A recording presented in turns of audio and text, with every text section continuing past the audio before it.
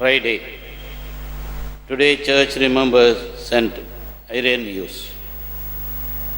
In today's gospel, return, O Israel, to the Lord your God. Hosea chapter 14, verse 1. All the prophets called Israel back to the Lord. Hosea now does the same and offers God's people his forgiveness. Lent is another call from Christ to come back to him with all our hearts, to follow him sincerely. Give yourself a chance to hear his call, repent, turn away and trust in his forgiving love. The recognition of sin is the beginning of salvation. Martin Luther.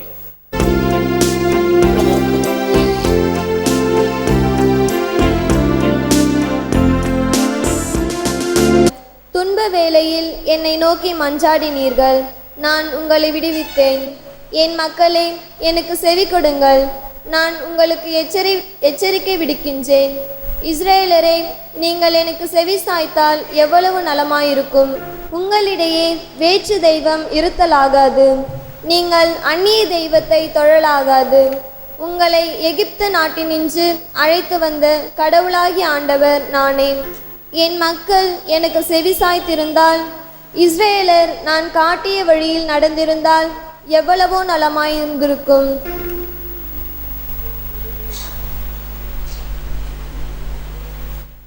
மனம் மாறுங்கள், ஏனெனில் விண்ணரசு நெருங்கி வந்து விட்டது என்கிறார் ஆண்டவர்.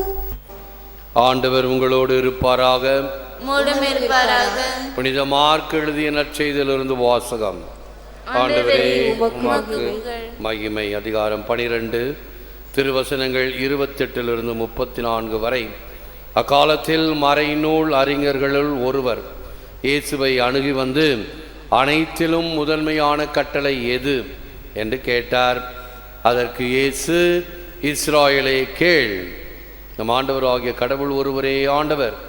உன் முழு இதயத்தோடும், முழு உள்ளத்தோடும், முழு மனத்தோடும், முழு ஆற்றலோடும் உன் கடவுளாகிய ஆண்டவரிடம் அன்பு கூர்வாயாக என்பது முதன்மையான கட்டளை. உன் மீது நீ அன்பு கூறுவது போல உனக்கு அடுத்திருப்பவர் மீதும் அன்பு கூர்வாயாக என்பது இரண்டாவது கட்டளை. இவற்றை விட மேலான கட்டளை வேறு எதுவும் இல்லை என்றார்.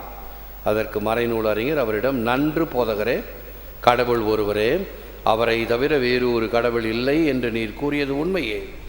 அவரிடம் முழு இதயத்தோடும், முழு அறிவோடும், முழு ஆற்றலோடும் அன்பு செலுத்துவதும், தன்னிடம் அன்பு கொள்வது போல் அடுத்திருப்பவரிடம் அன்பு செலுத்துவதும் எரி பலிகளையும் வேறு பலிகளையும் விட மேலானது என்று கூறினார்.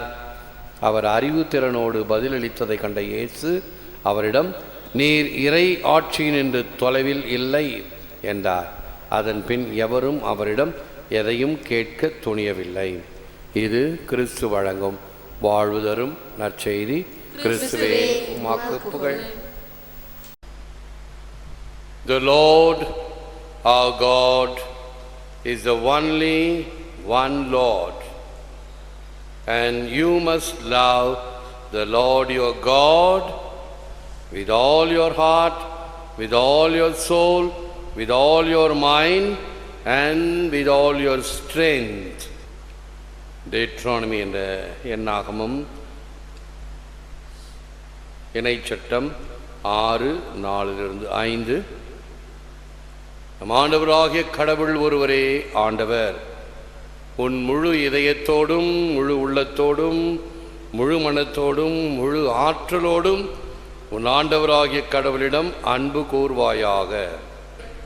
இயேசுவில் அன்பார்ந்த சகோதர சகோதரிகளே, அன்பார்ந்த தொலைக்காட்சி நேய விசுவாசிகளே, இந்த பைபிள் வசனம் மிக மிக முக்கியமானது. யூதர்களுக்கு மிகவும் மனதுக்கு பிடித்தமானது. எனவே இந்த வசனத்தை பட்டயத்திலே அவைகளை பொறித்து கைமணிக்கட்டில் அல்லது தாயத்தை போல கையினுடைய மேற்பகுதியில், இடுப்பில், நெற்றியில் வைத்துக் கொள்வார்கள். இதற்கு முன்னால் அந்த மேற்கோளை துவக்குவதற்கு சொல்லப்படுகின்ற ஒரு சங்கீதம் யாவே இஸ்ராயல், ஸ்கேமா இஸ்ராயல், இஸ்ராயலே கேள் என்று ஆரம்பிக்கும். ஆகவே ஒரு தடவை சொன்னால் போதாது என்று எத்தனை முறை சொல்லப்படுகிறது பாருங்கள். அதற்கு அந்த எபிரேய மொழியினுடைய வாகு அதை தெரிந்திருந்தால்தான் நமக்கு ஏன் இப்படி சொல்லப்படுகிறது என்று புரியும். ஏனென்றால் ஆங்கிலத்தில் சொல்வதை போல positive degree, comparative degree and superlative degree, much, more, most, good, better, best என்று 3 வகையாக சொல்லுகிறோம். இந்த மொழி வாகு எபிரேயத்தில் கிடையாது. ஆகவேதான் பல சமயங்களில் நமக்கு கொஞ்சம் புரியாத மாதிரி இருக்கும் அல்லது இடரலாக இருக்கும். ஏன் இப்படி சொல்லப்படுகிறது பைபிளிலே என்று. உதாரணமாக, உன் தாய் தந்தையரை வெறுத்து கடவுளை அன்பு செய் என்று சொல்லப்படும். எப்படி தாய் தந்தையரை வெறுக்கிறது?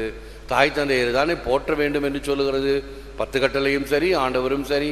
இந்த இடத்துல ஏன் இப்படி சொல்றார் என்றால், இந்த மொழிவாக இல்லாததனால் இதை விடுத்து இதற்கு முக்கியத்துவம் கொடுக்க வேண்டும் என்ற கருத்து வகை சொல்லப்பட முடியவில்லை அந்த மொழியில. ஆகவேதான் கொஞ்சம் கொஞ்சமாக இந்த மொழியாக்கம் செய்பவர்கள் அதனுடைய மூலத்தை உணர்ந்து அதற்கு தகுந்தாற்போல் இந்த வார்த்தைகளை மாற்றி அமைப்பார்கள். அப்படி பார்க்கும்போது நம்முடைய தமிழ் விவிலியம், புதிய விவிலியம், அழகிய அருமையான தமிழ் மொழியாக்கம். பழசையும் படித்து புதுசையும் படித்து பார்த்தோம்னா எவ்வளவு அருமையாக சொல்லப்படுகிறது. 2-3 உதாரணங்கள் சொல்லலாம். அதெல்லாம் பைபிள் ஸ்டடிக்கு தான் பொருந்தும். உதாரணமாக, புதிய ஏற்பாட்டிலே எல்லோருக்கும் மரியாதை கொடுக்கின்ற வகையில் அந்த மொழிகள் அமையும். வந்தார், சொன்னார், சொன்னார். அந்த உடல் ஊனமுற்றவர்களை கூட அந்த ஊனத்தை குறிக்கின்ற சொற்கள் அகற்றப்படும். கண் தெரியாதவர் என்று தான் சொல்லப்படும், குருடன் என்று சொல்லப்படாது. காது கேட்காதவர் என்று சொல்லப்படும், செவிடன் என்று சொல்லப்படாது. இவைகள் எல்லாம் நாம் அடைமொழியிட்டு அவருடைய அங்க வீனத்தை குறித்து சொல்லுகின்ற வார்த்தைகள். அது அந்த மனிதனுடைய மாண்பை குறைக்கிறது. இதுதான் புதிய தமிழாக்கத்தினுடைய ஒரு சிறப்பு. அதே போன்று பழைய தமிழாக்கத்திலே மாதாவை பற்றி சொல்லும் பொழுது, உன்னை தாங்கிய வயிறும் பாலுண்ட கொங்கைகளும் பேறு பெற்றவை என்று அப்படியே கொச்சையாக சொல்லப்படுவது போல இருக்கும். ஆனால் புதிய தமிழாக்கத்திலே நீர் பிறந்த வயிறும் நீர் அமுதுண்ட நெஞ்சமும் பேறு பெற்றது என்று அழகிய மொழியிலே அதே கருத்தை சொல்லப்படுவது. இவ்வாறு இந்த ஒரே கடவுள், அவரை நாம் அன்பு செய்ய வேண்டும் ஆழத்தோடு, முழு இதயத்தோடு, முழு ஆன்மாவோடு என்று சொல்லப்படுவது என்னவென்றால், கடவுளுக்கு இந்த முதலிடம், முக்கியத்துவம் கொடுக்கப்பட வேண்டும். Archbishop Fulton Sheen, Lord gives, that is creation. Lord suffers for others, that is redemption. Love longs for unity, that is Eucharist. Love is forever, that is heaven. அன்பு கொடுக்கிறது, அதுதான் படைப்பு. அன்பு பிறருக்காக துயரப்படும், அதுதான் மீட்பு. அன்பு ஒற்றுமைக்காக ஆவலாய் உள்ளது, அதுதான் நற்கருணை. அன்பு என்றென்றும் உள்ளது, அதுதான் விண்ணகம். ஆக இறைவனுடைய அன்பு எவ்வளவு தூரம், பாரதூர அல்லது இதற்கு இணை என்று எதையும் சொல்ல முடியாது. பார் எக்ஸலான்ஸ் என்று சொல்லுவார்கள். அது போன்று மிகச்சிறந்த அன்பு, கிராட்டிடியூஸ் லவ் என்று பல வகையில் இறைவனுடைய அன்புக்கு அடைமொழி உண்டு. When we work without love for God, we work almost in vain. உலகப் போரெல்லாம் இதற்கு உதாரணம். மனித அன்பும் கிடையாது, இறை அன்பும் கிடையாது. இறை அன்பு இல்லாத நமது பணி வீண். அது இறை அன்பு இல்லை என்றால், மனித அன்பு இல்லை என்றால் எந்த பணியும் பலனுள்ள பயனுள்ள பணி அல்ல. அன்பில்லா இதயம் பண்படா நிலம். மனித நேயத்தை விட மதத்திற்கும், மனிதனின் நல்வாழ்வை விட சட்ட சம்பிரதாயங்களுக்கும், ஏழையரின் வாழ்வை விட பணத்தின் இதத்திற்கும் விளையும் வாழ்வு அழிவுக்கு அழைத்து செல்லும் வாழ்வு. எவைகளுக்கு நான் முக்கியத்துவம் கொடுக்க வேண்டும்? சடங்குகள். சில சமயத்தில் சாவு வீட்டில் சில சடங்குகள் பார்த்தால் மனதுக்கு வேதனை தரும். ஒரு பெண் சிறுமியாக இருக்கும் பொழுதே அவள் பொட்டு பூவு எல்லாம் வளையல்கள் எல்லாம் போட்டு வளர்ந்து வருபவள். கணவன் இறந்ததும் அதை உடனே அதை உடைச்சி போடுவாங்க. வளையெல்லாம் உடைச்சி அந்த சடலத்தின் மீது தாலியை கலட்டி சடலத்தின் மீது நெற்றியில் பொட்டை களைச்சிருவாங்க, பூவை கழட்டி போடுவாங்க அலங்கோலமாக. இது சடங்கு சம்பிரதாயம். பிறப்பிலிருந்தே, சின்ன குழந்தையிலிருந்தே ஒரு பெண் குழந்தை என்றால் அலங்கரித்து பார்த்த அம்மாவுடைய அன்பு, தந்தையினுடைய பாசம், இவைகளை பெற்று வளர்ந்தவள் தான் ஒரு பெண் பிள்ளை. கணவன் இறந்து விட்டார், அது ஒரு பெரிய பேரிழப்பு, உண்மைதான். அதற்காக அவள் அனைத்தையும் துறக்க வேண்டும் என்பதோ, அதனுடைய உச்சக்கட்டமாகத்தான் ஒரு காலத்தில் உடன்கட்டை ஏறுதல். கணவன் செத்துட்டானா உடனே மனைவியும் இறக்க வேண்டும் என்று இருந்ததை எல்லாம் மாற்றி வந்து விட்டோம். ஆனால் இன்றும் இந்த சடங்கு சம்பிரதாயங்களிலே உறுதியாக இருக்கிறோம். அங்கே ஜெபம் சொல்கிறோமோ இல்லையோ, அல்லது திருப்பலி ஒப்பு கொடுத்து ஒரு அருமையான ஒரு இறைவனுடைய இரக்கத்தை பெறுவதற்கு முயற்சிக்கிறோமோ இல்லையோ, இந்த சடங்கு சம்பிரதாயங்கள் இருக்கிறதே மிக மிக வேதனை. அருமையாக அந்த சடலத்தை ஜெபத்தோடு இங்கே கோயிலுக்கு கொண்டாந்து வச்சு பூசையெல்லாம் ஒப்பு கொடுத்து கல்லறை தோட்டத்துக்கு போகும். அந்த கல்லறை வண்டிக்கு அடியில் கேமியான்னு ஒரு கோழி குஞ்சு கத்திக்கிட்டு இருக்கு. ஏன்டா இங்கே கோழி குஞ்சு வந்ததுன்னு பார்த்தா, சனிப்பணம் துணையை தேடுமா. சனிக்கிழமை போய் யாரையாவது போச்சாங்கன்னா அந்த சனிப்பணம் துணையை தேடும். ஆகவே அதுக்கு துணைக்காக இந்த கோழி குஞ்சை காவு கொடுக்குறாங்களாம். அப்புறம் என்னத்துக்கு பூசை வைக்கிறோம், என்னத்துக்கு ஜெபம் சொல்கிறோம்? கல்லறைக்குழியும் மந்திரிச்சு ஜெபம் சொல்லி அங்கே கல்லறைக்குழியில் வைக்கிறோமே, என்ன அர்த்தம்? விசுவாசம் இல்லை. அந்த சடங்கு சம்பிரதாயம் இங்கே மண்டையில் ஏறி உட்காந்துட்டு மற்றது எல்லாத்தையும் வெளியேற்றி விட்டது.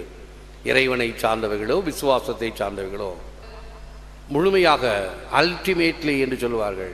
அன்பில்லா இதயம் பண்படா இலம்.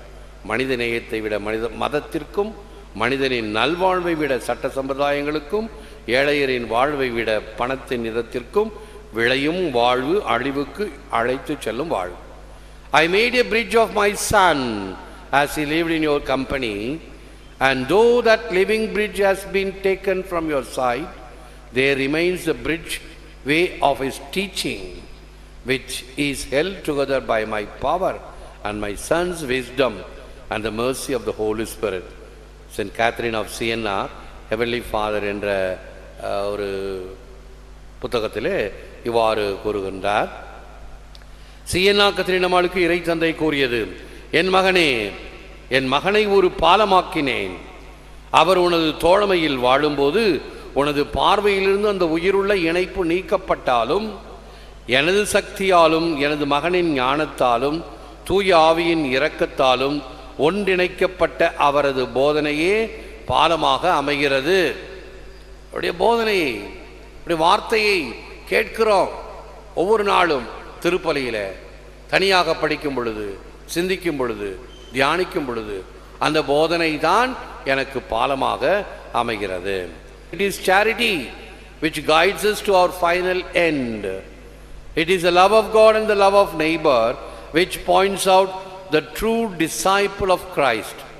அன்பே நம் இறுதி முடிவு வரை நம்மை வழிநடத்தும். இறை அன்பும் பிறர் அன்பும் கிறிஸ்துவின் உண்மை சீடனை சுட்டி காட்டும். ஒரு கிறிஸ்துவனுக்கு எது இந்த விசுவாசம், அன்பு, நம்பிக்கை இவைகள்தான் சான்று பகரக்கூடியவர்களாக அமையும். நான் அடிக்கடி சொல்கின்ற வார்த்தைகள், மலருக்கு வாசம், மனிதருக்கு சுவாசம், கிறிஸ்துவருக்கு விசுவாசம். அன்பிலார் எல்லாம் தமக்குரியர், அன்புடையார் என்பும் உரியர் பிறருக்கு என்பது திருக்குறள். அனைத்தையும் கொடுப்பதுதான் அன்பு. அன்பு என்றால் என்னவென்று கேட்டு பாருங்கள், அத்தனையும் தருவதுதான் அன்பு என்று ஆண்டவர் இயேசு கிறிஸ்து சிலுவையில் இரு கரம் விரித்து நம்மை பார்த்து சொல்லி கொண்டிருக்கிறார். எந்த விதமான விளக்கமும் தேவையில்லை. நமக்காக அனைத்தையும் இறந்தவர். ஆகவேதான் ஒவ்வொரு சிலுவை பாதையிலும் நாம் எனக்காக இறைவா, எனக்காக இடர்பட வந்தீர், எனக்காக என்று பாடுவோம். அது முதலாக உள்ளத்தின் ஆழத்திலிருந்து வெளிப்பட்டது பரபாசிடமிருந்து. என்னுடைய இடத்திலே எனக்காக எனக்கு விடுதலை தந்து தன்னுடைய உயிரை கொடுத்தவர் இவர் என்று அவருக்கு மிக மிக 100% பொருந்தக்கூடிய வகையில் அமைவதுதான் இயேசுவினுடைய இந்த பலி, மீட்பின் பிணை, த ransom. அவனுக்காக அவனுடைய இடத்தில் இறந்தார். அதே போன்று நம் ஒவ்வொருவருக்காகவும் இறப்பவர்தான் நம் அன்பின் தேவன் ஆண்டவர் இயேசு கிறிஸ்து. முழந்தால் இருப்போம், செபிப்போம். O most loving Father of Jesus Christ, from whom flows all love, let our hearts frozen in sin, cold to you and cold to others, be warmed by this divine fire. So help and bless us in your Son. Prayer of Saint Anselm. அன்பின் பிறப்பிடமான இயேசு கிறிஸ்துவின் அன்பு தந்தையே, பாவத்தில் உறைந்து உம்மிடமும் பிறரிடமும் உணர்ச்சியற்ற நிலையில் இருக்கும் எங்கள் இதயங்களை உம் அன்பு தீயினால் பற்றி எரிய செய்தருளும். இவ்வாறு உம் திருமகனில் எங்களுக்கு ஆசீரளித்து உதவியருள வேண்டுகிறோம். நாங்கள் வாழ்வதும் இயங்குவதும் எங்கள் மூச்சிலும் பேச்சிலும் எல்லாம் நீராக இருக்க வேண்டும் என்ற புனித சின்னப்பரின் மனநிலை எங்களில் உருவாகட்டும். ஏற்று வரமருளும் இறைவா, காக்கும் கரங்களினால். ஆமென்.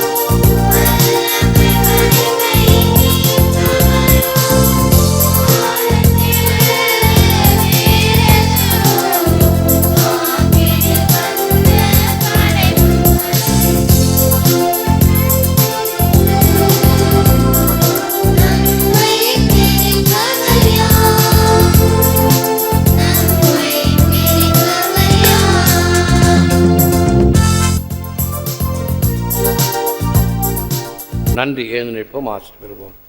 ஆண்டவர் உங்களோடு இருப்பாராக.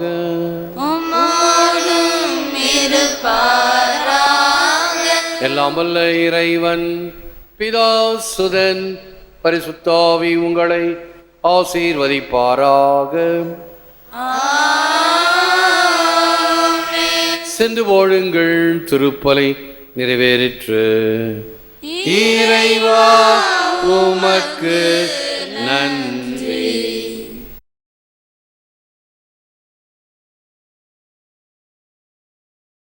பிதாசுதன் பரிசுத்த ஆவியின் பேராலே ஆமென். இயேசுவுக்கே புகழ். மரியே வாழ்க.